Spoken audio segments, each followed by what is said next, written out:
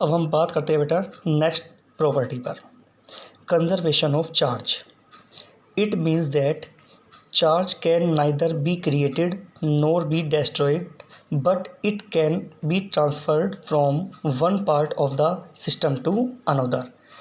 Means ये है बेटा इसमें कि चार्ज को ना तो हम क्रिएट कर सकते हैं और ना ही हम इसे डिस्ट्रॉय कर सकते हैं, but it can be transferred from one part of the system to another. Means हम केवल चार्ज को एक पार्ट से दूसरे पार्ट पर ट्रांसफ़र कर सकते हैं। But for an isolated system the net charge always remains constant. एक आइसोलेटेड सिस्टम के लिए जो नेट चार्ज होता है वो बेटा ऑलवेज रिमेन्स कॉन्स्टेंट, वो हमेशा क्या होता है, कॉन्स्टेंट होता है। अब यदि हम बात करें इस प्रॉपर्टी के लिए, तो ये प्रॉपर्टी हम डायग्राम की हेल्प से भी क्लियर कर सकते हैं। अभी जैसा आप देख रहे हैं, यहाँ मेरे पास इस डायग्राम में एक ग्लास रोड है और सिल्क मैं यहाँ यूज़ कर रहा हूँ। जब हम ग्लास रोड को रब करते हैं बेटा किससे, सिल्क से, तो जितने भी इलेक्ट्रॉन्स हैं ग्लास रोड के वो सभी ट्रांसफ़र हो जाते हैं सिल्क पर। अभी मैंने बताया भी था आपको, जो इलेक्ट्रॉन पर चार्ज होता है वो आपके पास होता है नेगेटिव, माइनस चार्ज होता है। अब जब यहाँ से जितने भी इलेक्ट्रॉन हैं ग्लास रोड के वो ट्रांसफ़र कहाँ हो गए, सिल्क पर, तो इसका मतलब यहाँ पर चार्ज कैसा हो गया बेटा, पॉजिटिव चार्ज हो गया जो आप ये देख रहे हैं। और जब यहाँ से इलेक्ट्रॉन ट्रांसफ़र हो गए तो यहाँ चार्ज कैसा हो गया बेटा, नेगेटिव चार्ज हो गया। क्लियर। तो इस कंडीशन में हम फिर देखते हैं जो ग्लास रोड है वहाँ पर चार्ज कैसा हो गया, उस पर पॉजिटिव। और आपको पता भी है कि जब यदि हम बात करें चार्ज कैसा होता है इलेक्ट्रॉन पर, नेगेटिव। अभी हम किसकी बात कर रहे हैं, ग्लास रोड के लिए, तो वहाँ पर क्या है, चार्ज पॉजिटिव। इसका मतलब यहाँ पर इलेक्ट्रॉन प्रेजेंट नहीं है। और जब यहाँ पर इलेक्ट्रॉन प्रेजेंट नहीं होंगे तब हम इस कंडीशन को कह सकते हैं माइनॉरिटी ऑफ इलेक्ट्रॉन। इसका मतलब यहाँ पर इलेक्ट्रॉन कम संख्या में है। अब यदि हम बात करें सिल्क के लिए, तो सिल्क पर अभी चार्ज कैसा है, नेगेटिव, क्योंकि बेटा वहाँ पर इलेक्ट्रॉन प्रेजेंट है। और इलेक्ट्रॉन पर चार्ज बताया भी है आपको हमने कि वहाँ नेगेटिव होता है। तो इस कंडीशन को हम बता सकते हैं मेजॉरिटी ऑफ इलेक्ट्रॉन। इसका मतलब यहाँ पर इलेक्ट्रॉन ज़्यादा संख्या में है। तो जहाँ पर इलेक्ट्रॉन प्रेजेंट होंगे वहाँ पर चार्ज की जो कंडीशन होगी वो नेगेटिव होगी, और जहाँ इलेक्ट्रॉन प्रेजेंट नहीं होते हैं वहाँ पर चार्ज होगा पॉजिटिव। अब हम बात करते हैं बेटा इसमें Coulomb's law.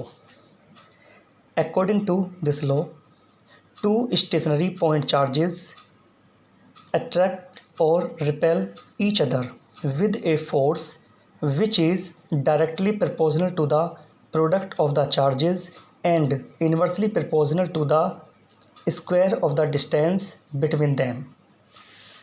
Suppose that 2 point charges Q1 and Q2 are present at points A and B at a distance r apart, then the force between them means हमें यहाँ पर चार्ज Q1 और चार्ज Q2 के between हमें find करना है यहाँ से फोर्स। हाँ, तो बेटा जैसे मैंने अभी बताया आपको, जो फोर्स है F which is directly proportional to the product of the charges and inversely proportional to the square of the distance between them. तो now or you can write F is equal to K Q1 Q2 upon R square, where K is a constant and its value depends on the units used for charges, distance and force। तो इसकी जो value है constant K की वो depend किस पर करती है, चार्ज पर, डिस्टेंस पर और फोर्स पर। When two charges are located in vacuum or air, then the value of K is equal to 1/4 pi epsilon naught Newton meter square per Coulomb square। तो now put the value of K। तो then F is equal to 1/4 pi epsilon naught Q1 Q2 upon R square, where epsilon naught is called permittivity of free space इसे हम बोलते हैं permittivity of free space. And the value of epsilon naught is equal to 8.85 multiply 10⁻⁻12 coulomb square per newton metre square. तो then the value of 1/4 pi epsilon naught is equal to 9 multiply 10⁻9 newton metre square per coulomb square. तो then the required solution F is equal to 9 multiply 10⁻9 Q1 Q2 upon R square. तो हमने यहाँ पर 1/4 pi epsilon note की value 9 multiply 10⁻9 को हमने यहाँ पर पुट किया हुआ है। तब आपके पास रिक्वायर्ड सॉल्यूशन होगा F is equal to 9 multiply 10⁻9 Q1 Q2 upon R square. अब यदि हम बात करें, मैंने आपको बताया भी है जैसे कि पहले भी, यदि बेटा चार्ज होंगे सेम तो फोर्स विल बी रिपल्सन। तो फोर्स कैसा होगा? रिपल्सन फोर्स होगा। और यदि चार्जेस कैसे होंगे? डिफरेंट, एक प्लस हो सकता है और एक माइनस, तो then the force will be attraction force. अब हम बात करते हैं